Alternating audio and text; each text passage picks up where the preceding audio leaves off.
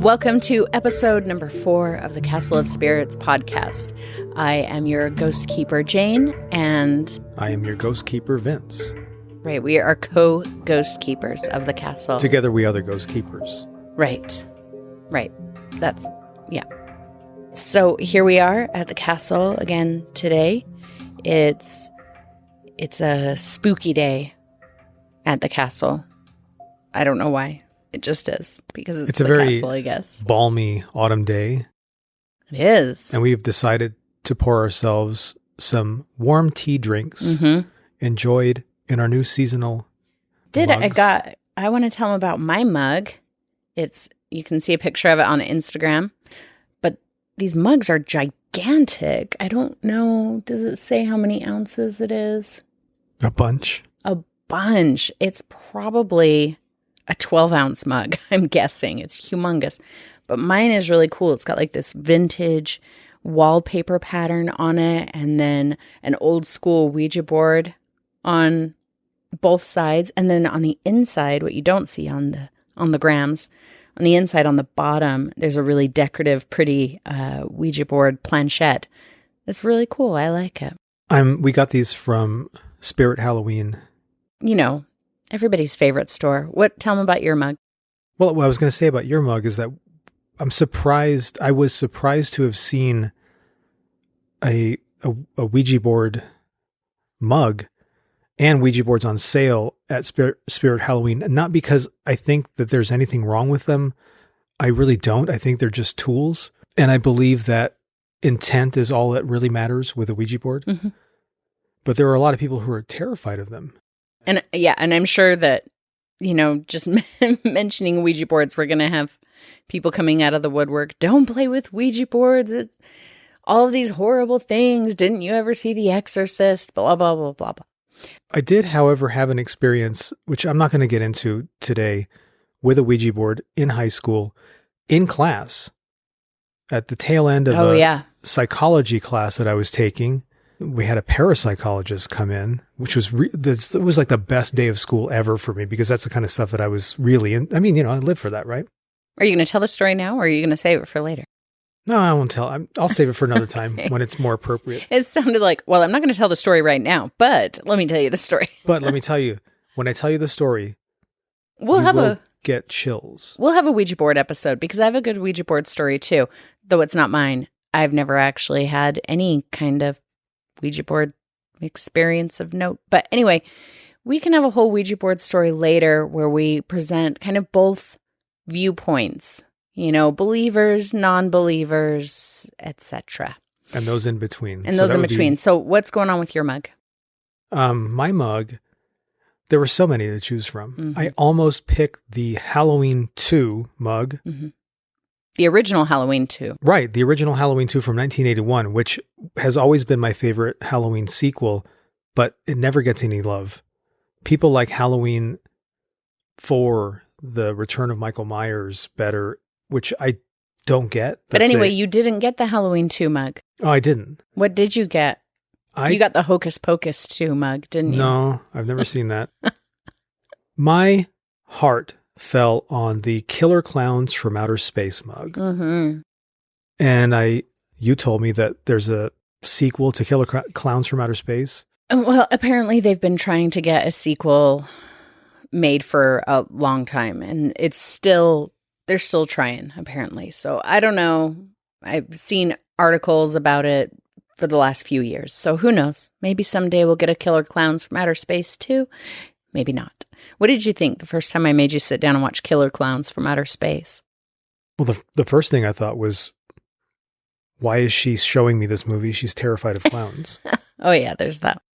I thought there were lots of similarities, or at least in my mind, I get confused sometimes between Killer Clowns and Night of the Creeps. Yeah, there's a lot of similarities. Not in theme, but in scenes. Well, but also, aren't there quite a few scenes in common with that and The Blob? The Blob. Callbacks to the original Blob was Steve McQueen. Right. Yeah. From late 50s. Uh-huh. The whole like opening scene with the shooting star and they go out looking for it and the old man and the dog at the little cabin and like Right. that is all from The Blob. It all comes around back to Steve McQueen. Steve McQueen is the original person of it, apparently. Yeah. He's the original Scream Queen. That doesn't work. Yeah, so if you've never seen Killer Clowns from Outer Space, maybe you've never heard of it. Maybe you've heard of it and you're like, that sounds horrific and cheesy and stupid. Please. And you would be right. It's great. Yeah, but it's intentional. The Chiodo brothers, it's just brilliant, cheesy 80s. It's totally satirical. Let's not use the word cheesy. It's absolutely satire and it's hilarious, but the clowns are genuinely horrifying. You have to do yourself a favor and please see it. It's so great. And it is a joy. It really is. Anyway, we are here not to advertise for Spirit Halloween. Or the Chiodo brothers. Or the Chiodo brothers. Motion pictures. We do love both. We are here to read ghost stories or paranormal stories to our audience, which is probably a very modest audience at this point, but we love every single one of you. Do you have a story that you'd like to read today? I did pick a story. Yeah. Do you want to read it first or do you want me to read first? But I would rather you read first. Okay. We need to make sure that our stories aren't the same. Is your story from September of 2003? Decidedly not. Okay. So I will go ahead and go first. Shadow of the Wraith by Rob in Michigan, September 2003. When I was 14, I was diagnosed with an intracranial tumor, known medically as an angiofibroma. During my stay in the hospital, I often asked myself, why did this happen to me? Or, will this kill me? It wasn't very fun. The surgery passed and I recovered well, with the occasional stuffy nose or headache. Before my surgery, I had never had a paranormal experience or even thought of having one. But ever since, I have been plagued with nightmarish occurrences and strange noises alike. The night everything began was a night like any other. I was in a deep sleep and was suddenly awoken by the sound of a person clapping. I looked at the clock before looking at anything else. It was sometime around 2:30. I peered into the pitch black of my room, and I saw a figure. It was a tall woman, and she was pacing back and forth, clapping. I screamed loudly as I reached for the lamp, and when I turned it on, she disappeared. Now, my house has no history of haunting or anything like that. I went to the town hall and even researched it. Then, about a month or so later, something even worse happened. It was around 4 a.m, about 3 hours or so before school started. I was awake, and then I heard a sound like a large animal or something screaming outside my bedroom window. It sounded very similar to the Tasmanian devil on the cartoons. I could not move. I was so scared. I was paralyzed with fear. The second the screaming ended, I leapt from my bed, down the hall, and to my parents' room where I woke my mom up. She said I was too old for this stuff to be happening, and I wholeheartedly agreed with her. I told her straightforwardly that I was not imagining these things. And so, with my mother up, the dog was sure to follow. My mom let my dog out. About 5 minutes after she let the dog out, it came running back inside as if it was scared of something. I pointed this out to my mother. Mom, I'm telling you the truth. I heard something, and the dog proves it. She predictably rolled her eyes dryly. I never told her anything else that has happened or what I thought happened to me. Sometimes I ask myself questions like, am I hallucinating these things? Am I going insane? Are the plates in my head affecting my eyes? I suppose I'll never really know, but the tumor doesn't explain the dog. Thank you, Rob in Michigan from September of 2003. How did you like that story, Vince? I loved it. Yeah. I do have one bone to pick with the story. Okay. He called the dog an it. Oh, and we don't know the dog's name. And refer to the dog as the dog. The dog. I agree. That, Rob, we're going to need you to actually rewrite this story and submit it. And we're going to need some more details about the dog. We're not picky. No, but we just want all of the things about the dog. Dogs are people too. Mm-hmm. Dogs are better people too. So there you go. Yeah, I agree. Maybe if you had given your dog a name, that crazy ghost lady wouldn't have come looking for you. Wasn't that terrifying though? So that's why I chose the story, honestly, was the imagery of that tall. I pictured this really tall, slender, head almost reaching to the ceiling, woman walking slowly back and forth, clapping. And I guess we all kind of have our triggers, the things that you don't think about it, like what scares you. I would never say, oh, the thought of a shadowy, tall, slender woman walking back and forth, clapping in the bedroom in the middle of the night. But when I read that, I was like, ooh. Yeah, and that doesn't sound made up either, because No. who would think to make up? I'm going to try and come up with a really scary thing. Yeah, you're going to amp that up a little if you're making that up. She looked at me and she had glowing eyes and fangs. And instead of clapping, she'd be like flying around the room, maybe, I don't know. Right. Or right. she'd have claws or clacking like her claws together. Banging knives together or something. But yeah, it's just this really subdued, kind of benign imagery. And I think that... I don't know if there's anything benign about it, but... Well, I mean, a woman just walking, clapping her hands is not something that would typically be scary. That's something that you can see on a day-to-day basis. I mean, in context, it's terrifying, right? She's in the shadows. He has no idea who she is. She's not supposed to be in his room in the middle of the night. It's pitch black in there. She's super tall, All of those elements make it scary. But just a woman walking, clapping her hands is not something scary. And I think it's taking something that's not typically scary, altering the context a little bit, and that's what makes it terrifying. But when you take something that outside in the normal world would be terrifying, and then you add more terrifying context on top of it, I feel like that's where I kind of go desensitized. It's too much. It's not creepy. It's over the top. That's one of the things about true ghost stories. There's an honesty about them that's written into the mundanity of and the normalcy of the details. Yeah. This was in his room. He wasn't staying in a haunted hotel. Mm-hmm. And I think that's what appeals to me about hearing true ghost stories. Yeah. And I said it in a previous episode of the podcast, that sometimes just hearing somebody say in very plain words, something that occurred as simple as looking into the next room and seeing a man standing or a stranger sitting on a chair in the other room. Yeah.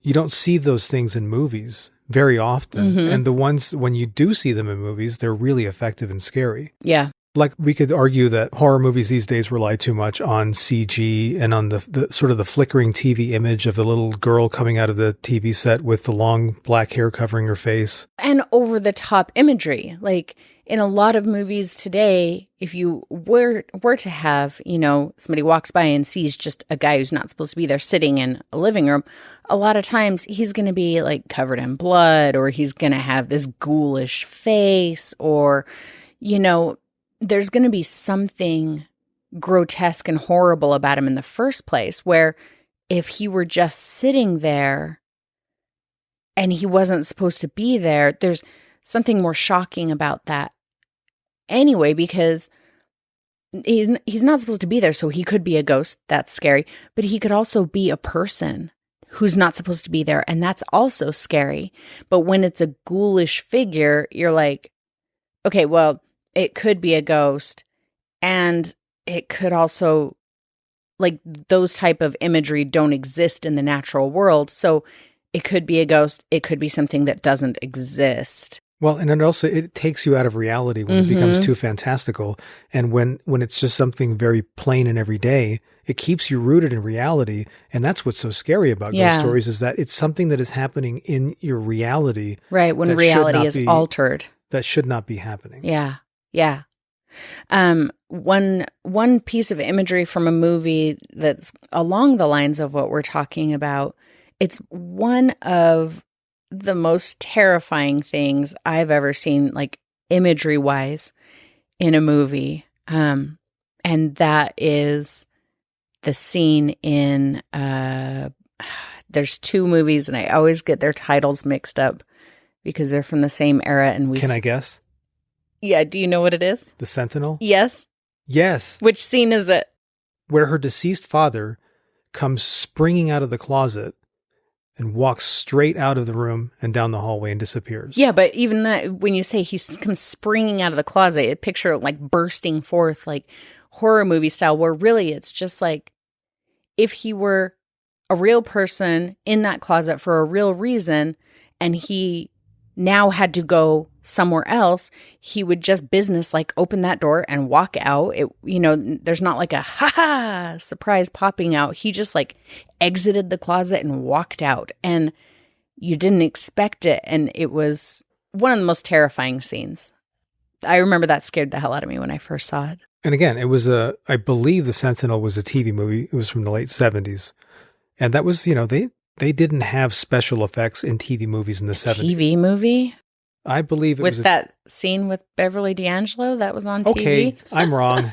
I don't think that was a TV movie. Yeah. Okay. Maybe what it was that it felt like a TV movie, or I first saw it on TV as the ABC movie of the week. With that scene edited out. With that Beverly D'Angelo scene heavily edited, if not just removed from the whole movie. Yeah, probably. But anyway, that's a really good movie. We should watch it again. I haven't seen it in a while, but yeah, so that's why I chose that story. I thought it was really creepy, the idea of, and then I creeped myself out because I read this story yesterday and decided that I wanted to read it.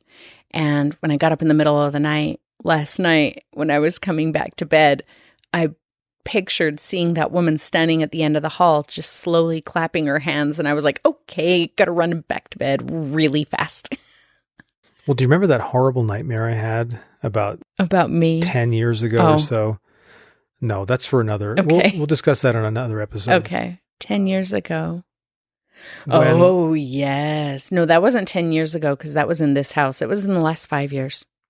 Whenever it was, I dreamed of a very large, a very big-headed woman creeping down the hall toward our bedroom. Ooh, that creeps me out so bad. With a demonic smile on her face. Mm-mm. Her face was huge, and her body was she was hunched to avoid hitting the ceiling. Ooh, I don't like it. And yet her body was very slim. Oh, you're creeping me out. And wiry. Creeping towards our bedroom, towards our open bedroom door, peering inside with this Joker smile. And I think I woke up screaming. Yeah, I think you did. If not, it was deserving of a scream. Yeah, that whenever you bring that dream up, it creeps me out really bad. So that's all I have to say about my story. You said that you have a story picked? I do. My story is simply called Haunted House, Oklahoma, USA. It was written by Sarah in Oklahoma, USA, in January of 2008. This story occurred in Pauls Valley, Oklahoma, when I was little. It was a single-story old white frame house with a red shingle roof located in Hull Bend. Every morning I would tell my mother that the pretty lady in white was in the yard again. Also, in my bedroom, you could hear footsteps from my door that would go into the closet. I would tell my parents that the lady in white would take care of me whenever they told me not to do something that might get me hurt, like climbing a tree. In this house, you'd get up in the morning and lights would be turned on, and my parents knew that they had turned them off, or the burners were lit.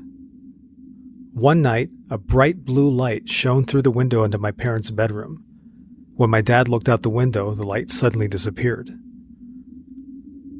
One night, my mom and I came home very late, and the front door wouldn't open. Mom said that she suddenly became scared and felt like as if she opened the door, she'd be harmed. Another very strange thing about the house, you would frequently find snakes in the yard, all around the house. We're talking several times a week, and the snakes would try and get into the house through the screen door. Things would disappear and reappear, somewhere you knew you hadn't put it. Sometime in the 1970s, the house was moved and a new house was built on the same location. In the 1990s, I drove by the place. For some reason, I'm drawn to it, and the new house was gone. No evidence showed that either house had ever been there. The only thing left was a big tree in the front yard. My mom heard that the previous owner had built the house to raise her daughter there, and that she died when she was very young. My mom thought that that was why the lady in white was attached to me. I've always wondered what happened to the new house that was built there, why it's gone, and where they moved the old house to. And again, that was from January 2008, Sarah in Oklahoma, USA. That was a good one. And there was something about that story that I was very attracted to. Mm-hmm. It kind of goes back to what I was saying earlier, that some of the best scary stories are told in plain, straightforward language. Mm-hmm. They don't rely on wordsmanship or fancy editing or good elocution when read out loud. There was something about this story, though, that drew me to it. And it was that the house had been built for the daughter. And we live in a house that was built in 1955 for the daughter by the contractor who built this neighborhood. But she doesn't haunt her house as far as I know. And she doesn't haunt this house because she's not passed away yet, as far as I know. And I wonder, will this house become haunted by her when she passes away? Is that possible? At what point do places get haunted? I don't necessarily believe that something bad has to have happened within the walls of a home, right? On the property, in order for a spirit to get trapped there. Mm-hmm. There are places that I think you and I and everybody listening, where if you think about it, think about when you die, where are you going to haunt? Mm-hmm. If you had your choice of where you wanted to go back and visit over and over and over again. Well, I don't even know if it boils down to a choice. Like, for example, how often do I tell you, oh, I had this dream last night and we were living in the house that I grew up in. And so often, I moved out of that house when I was 19 years old. That was a long time ago. But still, most of the time, not all of the time, but most of the time that I'm dreaming about, where I live, it's that house, even if it's like modern day, it's me and you and we live in a house, it's that house. So, I mean, I would hope that I don't go back and haunt that house, but I kind of feel like that feels like the house that I am the most tied to. And who's to say that you don't already haunt it? That's a whole nother topic, right? It spins everything I said about this house and the person who originally lived here. You have to be dead to be a ghost? Right. Yeah. Who's to say? I mean, there have been incidents documented throughout history. Mm-hmm. I mean, I don't think they're big enough to fill volumes, but certainly big enough to be mentioned and written about, where people are seen, living people are seen, haunting locations. Mm-hmm. Typically, what the term that's used to describe a situation like that is a doppelganger. Yeah. But could it be that it's simply a projection of a living person or deceased person that's just sort of bouncing around in space. Mm-hmm. And I mean, everything around us, the trees, the walls, all that stuff, it is as we perceive it to be through our eyes, through our lenses. Right. Who's to say that, what I'm looking at is the same thing that you're seeing? Mm-hmm. You can't really, it's like, what is red, right? Or what is Right. blue? How do you know that when I look at red, I don't see yellow, and Right. vice versa? And we're never going to be able to see through another person's eyes like that, regardless of what movies like Brain Scan tell us, or Brain Scan. I don't think that was the same thing. They just blew them up. not Brain Scan. Oh, wait, that was Scanners. Brainstorm. Brainstorm. Christopher Walken, Natalie Wood. Oh, yeah, Brain Scan was that Eddie Furlong movie from the 90s where he had the computer that would talk to him. That's right, yeah. Anyway, so that all of that sort of played into the reason I chose that story, was because it kind of resonated with me here in that, if there was a place that would be haunted, it probably would be this house, but I have never seen or felt anything here. Well, I feel like what was happening in that story is something that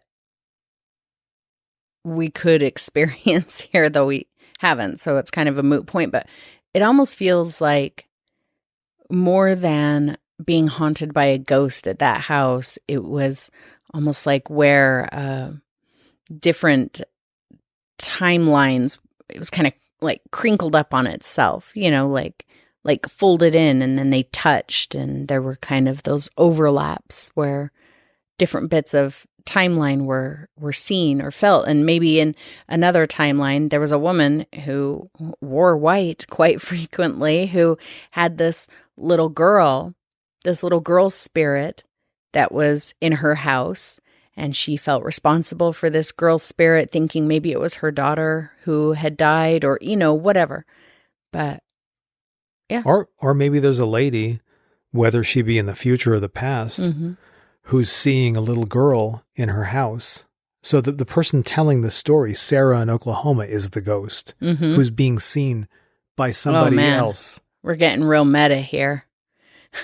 Well, it's crazy. And that's why I like to think about this sort of thing. It's not just the thrill of the fright that gets me amped up and going. It's the analysis. It's the contemplations of, when you talk about this sort of thing, you question what is reality and what is unreality. And then you realize that you are not qualified to talk about such things, and you just better go ahead and tell another scary story. Lots of deep thoughts going on in this episode here. Lots of things to think about. Sometimes we wax philosophical. Sometimes we just get down with our spooky. Next thing, we'll be reading stories about blood-splattered walls and screams in the night. But today I wanted to... We'll probably keep that to a minimum. I wanted to go down a different spooky hallway this time. One where one might see somebody's poking their head around the corner that's not really there. That's creepy. Did I tell you I knew a girl who had a ghost in her house? Oh, let's hear that. Well, there was a period in the late 90s, I believe, again, probably fueled by my discovery of Art Bell and listening to Ghost episodes and all that kind of stuff, where I kind of wanted to do little man on the street interviews myself. And so whenever I talk to people, I would say, so have you ever had a paranormal experience? Have you ever seen a ghost? Because it's a conversation starter. And, it was a girl and I was a guy. Well, and not only is it a conversation starter, but it's an automatic friend vetter. Right. If I ask you, have you ever had a paranormal experience, and you look at me like I'm insane and you walk away, you're not that kind of person that I want in my life. Yeah. But if I ask you and our heads get closer together and we both, like, our voices drop and we're like, oh, we're best friends. So, exactly. Anyway, so you were vetting this girl. And it was for this very purpose that I asked this question, unknowingly, of course. And she said, oh, yeah. I said, oh, well, yeah, tell me. Because, I haven't experienced much. I know that I talk about it sometimes because certain mundane things happen to me that maybe I make a big deal out of that don't need to be made a big deal out of. But this friend of mine, she said, there's a girl that lives in our house. She lived with her parents at the time. Mm-hmm. And I said, what do you mean, a girl that lives in your house? Because it sounded strange. Mm-hmm. And she said, a girl, the spirit of a girl that lives in our house.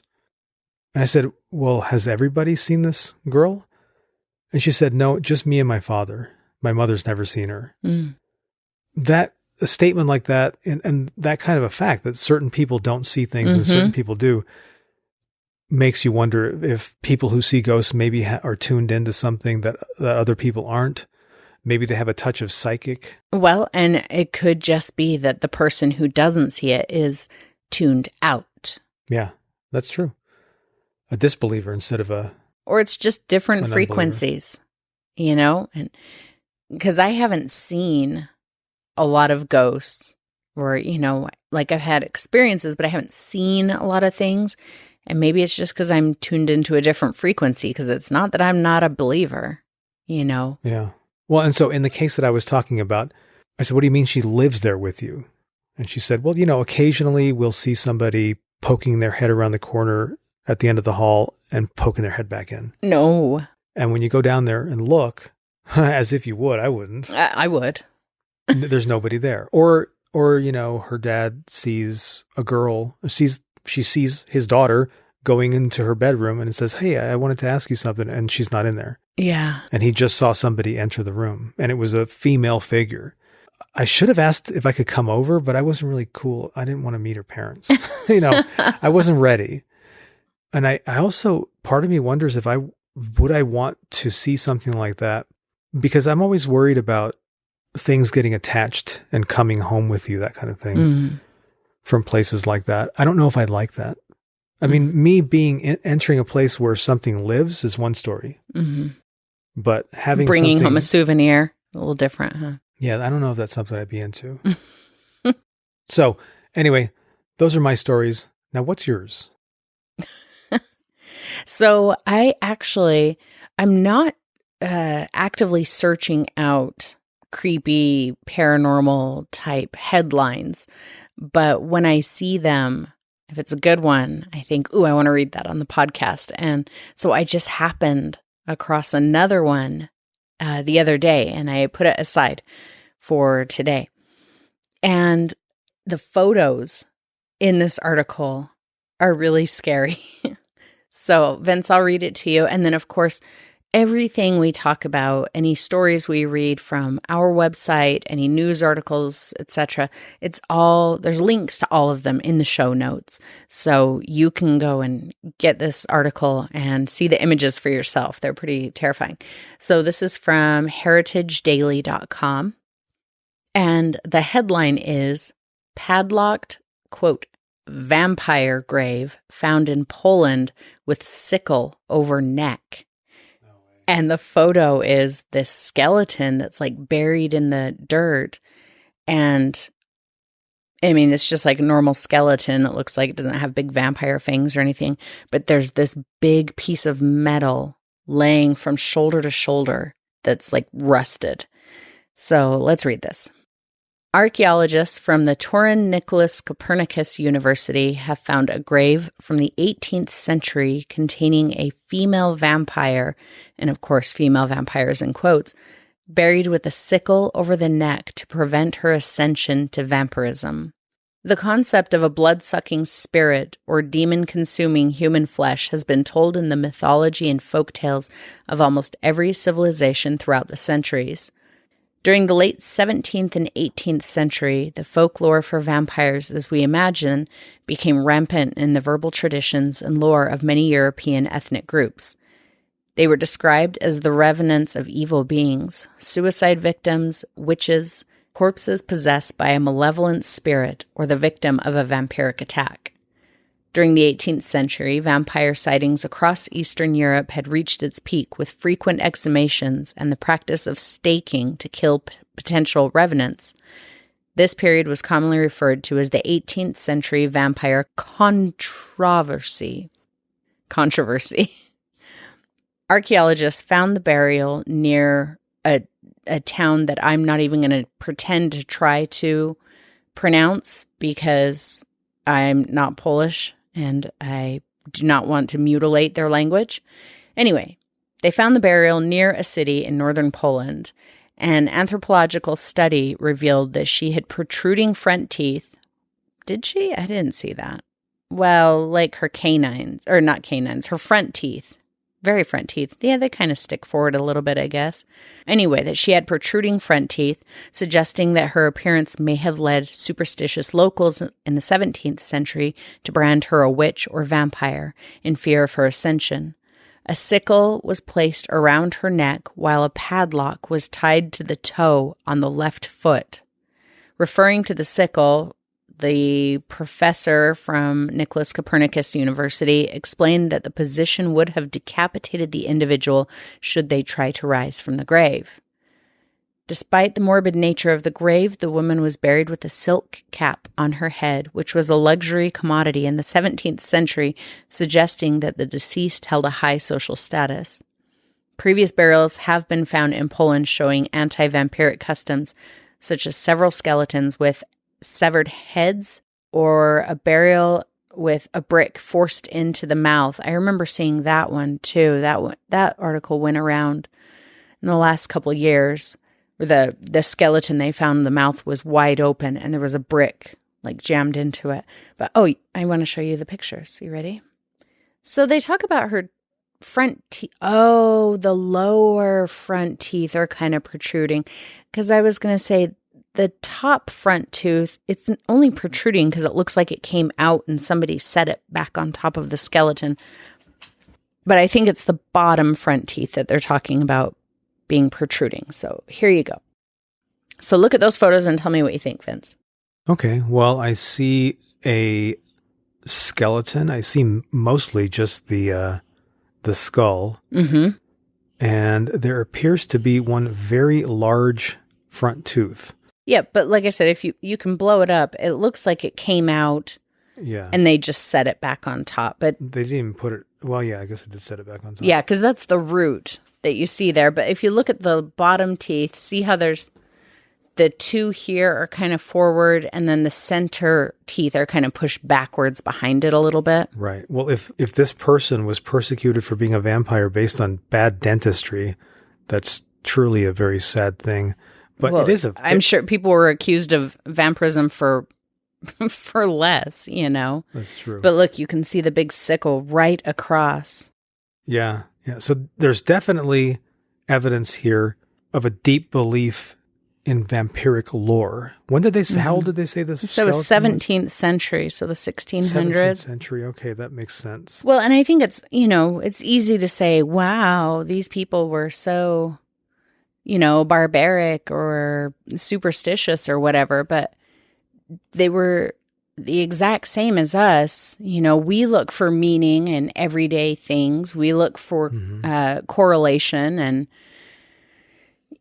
and we know things now that they didn't know back then, but likewise, they probably knew things back then that we don't know now, or I'm one of the doesn't mean they were dumb.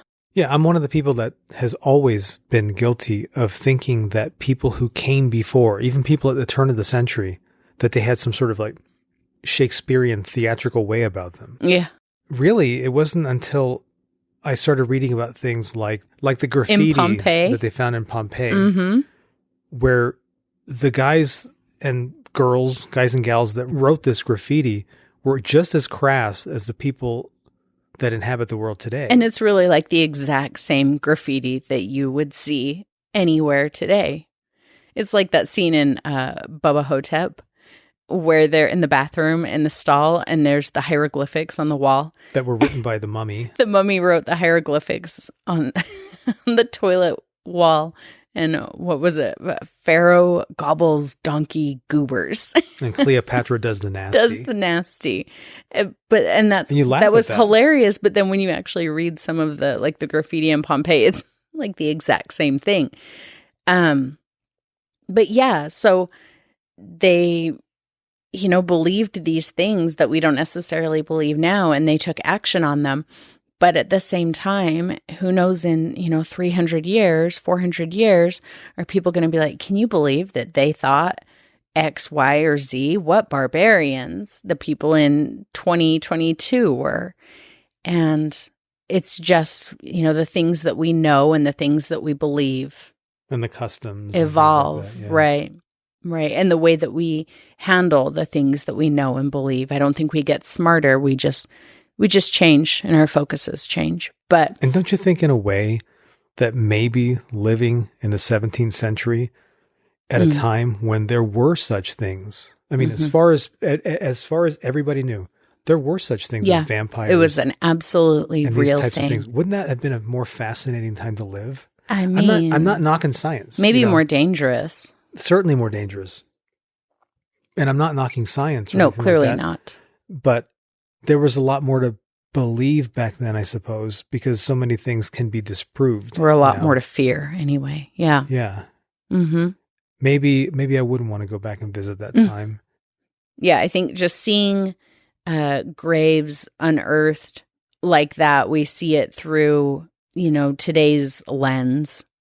But we're looking at the 1600s through today's lens, and there's an amount of distortion, I think, that happens when you look like that. And we may think, well, that's such a simple thing to believe because we're looking down. Like I said, there's distortion in looking that far past, where if you were actually there, if you could time travel, being who you are today, what you believe and everything, and you could time travel there and, get a sense for what's culturally going on and everything, and talk to the people who are doing that to this person as they bury. I assume she had died, and they were doing this posthumously to, prevent her from becoming a vampire. It wouldn't be quite so silly and simplistic and barbaric. I think if you could go back and talk to the people and communicate with them and look in their faces, you'd understand them a little bit more. Yeah. Just like anything else, when you see a photograph of something going on somewhere in the world and there's little to no context, you immediately pass judgment and say, look at that. Yeah. So I wanted to share that, and I thought it was interesting. Well, I like these stories that you're bringing. Thanks. That you're finding. I myself am not finding a whole lot. Well, they're just coming to me. They're plopping into my lap. I'm not searching them out. I have been doing a lot of Instagramming. By Instagramming, I mean that I've been looking, not necessarily posting. So if anybody that's listening hears of any cool stories, I would love it if they would send us a message through the website and say, hey, here's an interesting story you might want to look into and perhaps read. Yeah, feel free to send us links to some stories. You can do that through the website, in the frequently asked questions page. There's a contact box at the bottom. And you can also DM us on Facebook or Instagram, Castle of Spirits on both, and send us links or suggestions that you'd like to, things you'd like us to do or whatever in the podcast, show segment ideas. And if you're a person who has had a paranormal experience, please consider writing it down and submitting it. Don't consider. Friends, get on it. Submit your stories. The last thing that I want to talk about before we go is, since we reopened submissions, I have had people tell me time and time again, well, I'm not really a writer. And you don't have to be a writer. You just have to have had an experience. Just tell us what happened. It doesn't need to be flowery. It needs to be readable. We need to be able to understand what you're saying. And it needs to be factual. Don't try to get flowery and try and make it as verbose as you can. Just tell us what happened. Like I said, I love a great ghost story, but the stuff that really scares me is when everyday people tell their story straightforwardly. A more succinct way of saying that is just the facts, friends.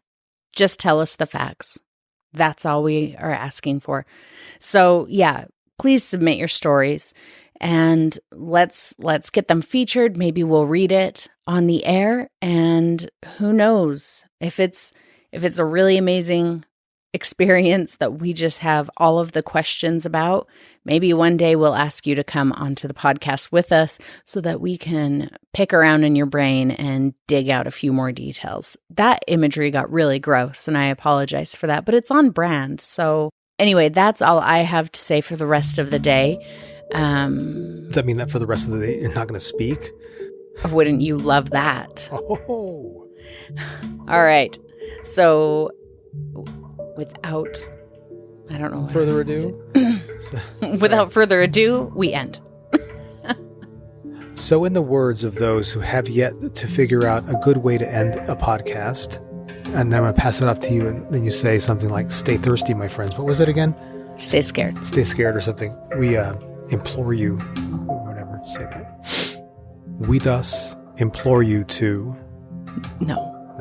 No, we're not going to say we thus implore you to, like a couple of... Well, I was trying to lead you down that road, and I was going to pass it off to you, what I was saying. You're going to heavily edit this, right? Because this is just getting out of control. Yeah.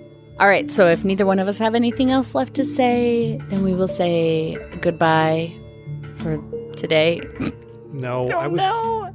Okay, then I'm just going to say it, and there's probably no segue into it, and the podcast is just going to fall off a cliff. So no, that's okay. Fine. Stay scared.